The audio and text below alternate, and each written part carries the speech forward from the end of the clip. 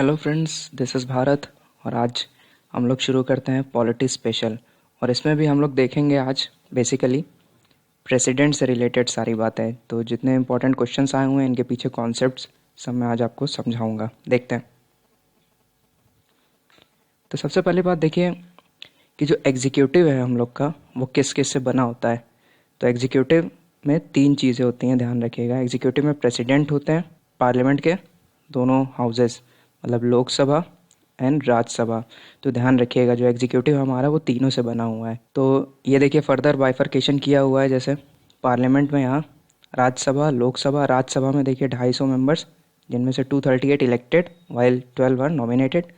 लोकसभा की बात करें तो 552 मेंबर्स होते हैं, जिनमें से स्टेट से 530 आते हैं, 20 यूनियन टेरिटरी के होते हैं। बाकी के जो 2 एंग्लो इंडियंस होते हैं उनको प्रेसिडेंट नॉमिनेट करता है। तो आज हम लोग जो अपनी पूरी सीरीज़ देखेंगे वो हम लोग की प्रेसिडेंट के आजू बाजू घूमेगी। देखते हैं इसमें हम लोग क्या क्या पढ़ेंगे, देख लेते हैं। हम लोग इसमें अपॉइंटमेंट देखेंगे और उनका रिमूवल देखेंगे प्रेसिडेंट का, पावर्स देखेंगे प्रेसिडेंट की, और फाइनली जो इम्पोर्टेंट फैक्ट्स क्वेश्चन में आए हुए हैं वो हम लोग देखेंगे। शुरू करते हैं। सबसे पहले प्रेसिडेंट का इलेक्शन प्रेसिडेंट का कैसे होता है, इलेक्टोरल कॉलेज के थ्रू। अब ये बहुत इंपॉर्टेंट है कि what consist of electoral college. तो देखते हैं इलेक्टोरल कॉलेज में देखिए 3 चीज़ें। क्या? Elected members of Lok Sabha Rajya Sabha, elected members of legislative assemblies of state, and finally elected members of union territory of Delhi plus Puducherry. देखिए मैंने यहाँ इलेक्टेड को हाईलाइट बोल्ड में कर रखा है। इसका रीज़न ये है कि यहाँ इलेक्टेड आपको ध्यान रखना है, ना कि यहाँ नॉमिनेटेड ध्यान रखिएगा। नॉमिनेटेड वर्ड यहाँ पे नहीं है। कहाँ पे? इलेक्शन की बात करें अगर तो नॉमिनेटेड वर्ड आगे आएगा, वो हम लोग देखेंगे। अभी यहाँ पे आपको ध्यान रखना है, जब इलेक्शन में बात हो इलेक्टोरल कॉलेज, तो वहाँ elected members of Lok Sabha Rajya Sabha पहली चीज़। दूसरी चीज़ elected members of legislative assemblies of state, and finally elected members of union territory of Delhi plus Puducherry.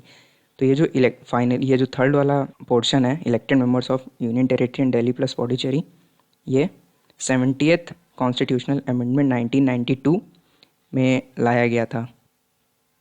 इसके बाद हम लोग बात करते हैं रिमूवल की, कैसे रिमूव किया जा सकते हैं प्रेसिडेंट। देखिए हमारे कॉन्स्टिट्यूशन में ऐसा कहा गया है कि president can be removed if violation of constitution happens. और इसकी कोई डिटेल एक्स्ट्रा हमारे कॉन्स्टिट्यूशन में नहीं प्रोवाइड की गई है, what consist of violation of constitution.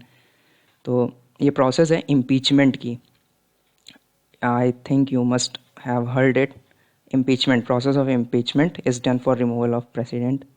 तो देखते हैं ये प्रोसेस ऑफ इम्पीचमेंट है क्या। देखिए कॉन्सेप्ट समझ लीजिए, बहुत इंपॉर्टेंट है। होता क्या है कि अगर प्रेसिडेंट को रिमूव करना है तो इसका जो पूरा बिल होता है वो लोकसभा या राज्यसभा में लाया जाता है। इनमें से अगर 2/3 मेंबर आइदर इन लोकसभा और राज्यसभा वो एक्सेप्ट कर लेते हैं तो वो दूसरे हाउस में जाता है। मान लीजिए अगर लोकसभा में इंट्रोड्यूस किया गया है तो जो दूसरा हाउस होगा वो राज्यसभा होगा, और this will served as house of checks. तो हाउस ऑफ चेक्स का काम करेगा। उसके बाद अगर बात करें तो 2/3 जो इसके बाद अगर इन्होंने हाउस ऑफ चेक्स ने 2/3 भी एक्सेप्ट कर दिया तो इसके बाद क्या होगा कि प्रेसिडेंट रिमूव हो जाएगा। तो प्रेसिडेंट को रिमूव करने का ये प्रोसेस होता है इम्पीचमेंट, इसको ध्यान से समझ लीजिएगा। उसके बाद कुछ इंपॉर्टेंट चीज़ें क्या हैं कि प्रेसिडेंट ऐसे ही नहीं रिमूव होगा। प्रेसिडेंट रिमूव करने के लिए क्या है, नोटिस दिया जाएगा उसको 14 डेज़ का नोटिस दिया जाएगा, और उसको हाउस ऑफ चेक्स में अपीयर होने की और रिप्रेजेंट होने की पूरी आज़ादी रहेगी। उसके बाद थर्ड पॉइंट क्या है, नॉमिनेट। अब देखिए मैंने कहा था नॉमिनेटेड मेंबर्स, अब यहाँ नॉमिनेटेड मेंबर्स जो होंगे आइदर हाउस ऑफ पार्लियामेंट यहाँ पे पार्टिसिपेट करेंगे इनके रिमूवल में, ध्यान रखिएगा। और जो elected members of state assemblies यहाँ पे पार्टिसिपेट नहीं करेंगे, चाहे वो स्टेट असेंबलीज़ की हो चाहे यूनियन टेरिटरी दिल्ली और पौडुचेरी की हो, वो यहाँ पे पार्टिसिपेट नहीं करेंगे प्रेसिडेंट के रिमूवल में। और ये जो प्रोसेस ऑफ इम्पीचमेंट है पूरा, ये आर्टिकल 61 में इंडियन कॉन्स्टिट्यूशन के दिया हुआ है। एग्जीक्यूटिव, अब देखिए अब पावर्स हम लोग देख लेते हैं, प्रेसिडेंट्स की पावर्स की बात करें तो एग्जीक्यूटिव पावर क्या है कि सारे जो डिसीजंस होंगे गवर्नमेंट के, वो इन्हीं के सिग्नेचर के थ्रू होगा। फिर अटॉर्नी जनरल ऑफ इंडिया जो है is appointed at his pleasure. फिर कंट्रोलर, एडिटर और general, election commissioner, member of UPSC, governors, ये सब अपॉइंट किए जाते हैं प्रेसिडेंट के through. President inter council states भी सेटअप करते हैं, तो ये इंटर स्टेट काउंसिल सिस्टम में इम्पॉर्टेंट है, इसको आप देख लीजिएगा। तो प्रेसिडेंट अपॉइंट करते हैं। इसके बाद बात करें तो लेजिस्लेटिव पावर, इसमें क्या क्या है? प्रेसिडेंट कैन समन और प्रोरोग द पार्लियामेंट, ही और she can dissolve the Lok Sabha but not Rajya Sabha. ये आपको ध्यान रखना है, राज्यसभा कभी डिसॉल्व नहीं होती है, इट्स अ परमानेंट हाउस। और he can call up the joint sitting, और जॉइंट सिटिंग को एक समन कर सकता है, ध्यान रखिएगा। स्पीकर जो होगा वो प्रिसाइड करेगा। स्पीकर कहाँ का? लोकसभा का स्पीकर प्रिसाइड करेगा। और ये मैंने पहले ही बता दिया है, जो 12 members will be nominated by him in Rajya Sabha while 2 Anglo Indians in Lok Sabha. Judicial की बात करें तो चीफ जस्टिस ऑफ इंडिया, जजेस of supreme court and high court, chief justice of high court are appointed by president. और article 143 में कहा गया है कि जो प्रेसिडेंट है वो सुप्रीम कोर्ट से किसी भी मैटर पे राय ले सकता है। Ordinance power making of president is given under article 123। यहीं पे एक साथ ही साथ समझ लीजिए कि अगर गवर्नर की बात करें तो गवर्नर में आर्टिकल 213 है, उसका ऑर्डिनेंस पावर, ध्यान रखिएगा। क्या क्या? और एक और चीज़ यहाँ पे क्या ग्रांट्स कर सकता है? Pardon, commute, respite, reprieve, remission, article 172, article 72 के अंडर में।